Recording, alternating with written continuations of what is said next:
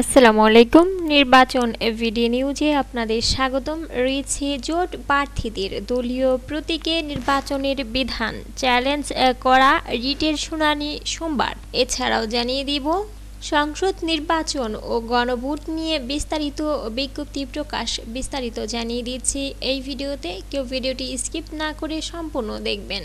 ত্রয়োদশ জাতীয় সংসদ নির্বাচন এবং একটি গণভোট একই দিনে সম্পন্ন করার সিদ্ধান্ত আনুষ্ঠানিকভাবে জানিয়েছে নির্বাচন কমিশন ইসি। এ উপলক্ষে কমিশনের পক্ষ থেকে শনিবার একটি বিস্তারিত বিজ্ঞপ্তি প্রকাশ করা হয়েছে। বিজ্ঞপ্তিতে গণভোটে উপস্থিতি প্রশ্ন, সংশ্লিষ্ট সনদ এবং সংস্কারের বিষয়গুলো স্পষ্টভাবে উল্লেখ করা হয়েছে। এর মাধ্যমে কমিশন একই দিনে দুটি গুরুত্বপূর্ণ জাতীয় প্রক্রিয়া সম্পন্ন করার ঘোষণাটি নিশ্চিত করল। কৃষি সচিবালয়ের পরিচালক জনসংযোগ ও তথ্য প্রদানকারী কর্মকর্তা মোহাম্মদ রুহুল আমিন মল্লিক স্বাক্ষরিত ওই বিজ্ঞপ্তিতে বলা হয়েছে, ভোটারদের সামনে উপস্থাপন করা হবে জুলাই জাতীয় সনদ, সংবিধান সংস্কার বাস্তবায়ন আদেশ 2025 সংক্রান্ত একটি নির্দিষ্ট প্রশ্ন। ভোটাররা হ্যাঁ অথবা না এই দুইটি বিকল্পের মধ্যে একটিকে বেছে নেবেন। গণভোটের প্রশ্নে বলা হবে, আপনি কি জুলাই জাতীয় সনদ, সংবিধান সংস্কার বাস্তবায়ন আদেশ 2025 এবং জুলাই জাতীয় সনদে লিপিবদ্ধ সংবিধান সংস্কার সম্পর্কিত নিম্নলিখিত প্রস্তাব সমূহের প্রতি সম্মতি জ্ঞাপন করছেন, হ্যাঁ কি না? ক. নির্বাচনকালীন তত্ত্বাবধায়ক সরকার, নির্বাচন কমিশন এবং অন্যান্য সাংবিধানিক প্রতিষ্ঠান জুলাই সনদে বর্ণিত প্রক্রিয়ার আলোকে গঠন করা হইবে। খ. আগামী জাতীয় সংসদ হইবে দুই কক্ষ বিশিষ্ট। জাতীয় সংসদ নির্বাচনে দলগুলোর প্রাপ্ত ভোটের অনুপাতে 100 সদস্য বিশিষ্ট একটি উচ্চ কক্ষ গঠিত হবে এবং সংবিধান সংশোধন করিতে হইলে উচ্চকক্ষের সংখ্যাগরিষ্ঠ সদস্যদের অনুমোদন দরকার হইবে। ঘ. সংসদের নারী প্রতিনিধি বৃদ্ধি, বিরোধী দল হইতে ডেপুটি স্পিকার ও সংসদীয় কমিটির সভাপতি নির্বাচন, মৌলিক অধিকার, বিচার বিভাগের স্বাধীনতা, স্থানীয় সরকার প্রধানমন্ত্রীর মেয়াদ, রাষ্ট্রপতির ক্ষমতা সহ তফসিলে বর্ণিত যে 30টি বিষয়ে জুলাই জাতীয় সনদে ঐকমত্য হইয়াছে সেগুলো বাস্তবায়নে আগামী সংসদ নির্বাচনে বিজয়ী রাজনৈতিক দলগুলো বাধ্য থাকিবে। ঘ. জুলাই জাতীয় সনদে বর্ণিত অপরাপর সংস্কার রাজনৈতিক দলগুলোর প্রতিশ্রুতি অনুসারে বাস্তবায়ন করা হবে।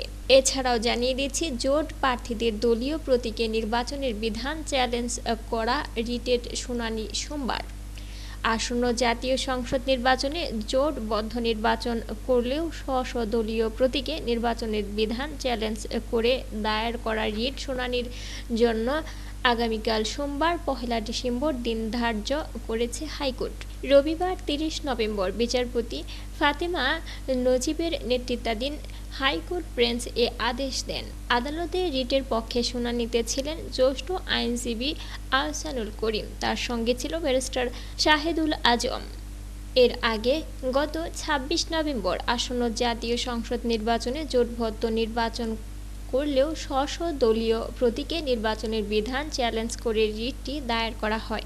রিটে নির্বাচনে নিবন্ধিত একাধিক দল জোটভুক্ত হলেও ভোট করতে হবে নিজ নিজ দলের প্রতীকে, এমন বিধান যুক্ত করে গণপ্রতিনিধিত্ব আদেশ আরপিও বাতিল চাওয়া হয়।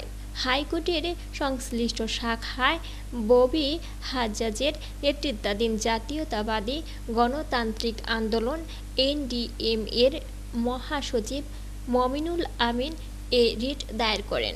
প্রধান নির্বাচন কমিশনার সহ সংশ্লিষ্টদের রিটে বিবাদী করা হয়। এর আগে গত 3 নভেম্বর নির্বাচনে নিবন্ধিত একাধিক দল জোটভুক্ত হলেও ভোট করতে হবে নিজ নিজ দলের প্রতীকে, এমন বিধান যুক্ত করে গণপ্রতিনিধিত্ব আদেশ আরপিও সংশোধন অধ্যাদেশ জারি করে সরকার। আগেও কোনো দল জোটভুক্ত হয়ে নির্বাচনে অংশ নিলে তারা জোটের শরিক যে কোনো দলের প্রতীক নেবার সুযোগ পেত। তবে গত 23 অক্টোবর উপদেষ্টা পরিষদের বৈঠকে আরপিও সংশোধন অধ্যাদেশের খসড়ার নীতিগত অনুমোদন দেয়া হয়। জোট করলেও দলীয় প্রতীকেই নির্বাচন করার বিধান নিয়ে তখন আপত্তি জানিয়েছিল দেশটির অন্যতম বড় রাজনৈতিক দল বিএনপি।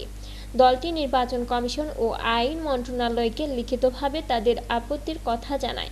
জোটভুক্ত হতে আগ্রহী কিছু ছোট দলের মধ্যে সরকারের এই সিদ্ধান্তে অস্বস্তি তৈরি হয়েছিল, তবে শেষ পর্যন্ত জোট প্রার্থীদের দলীয় প্রতীকে নির্বাচনের বিধান রেখেই অধ্যাদেশ জারি করা হয়।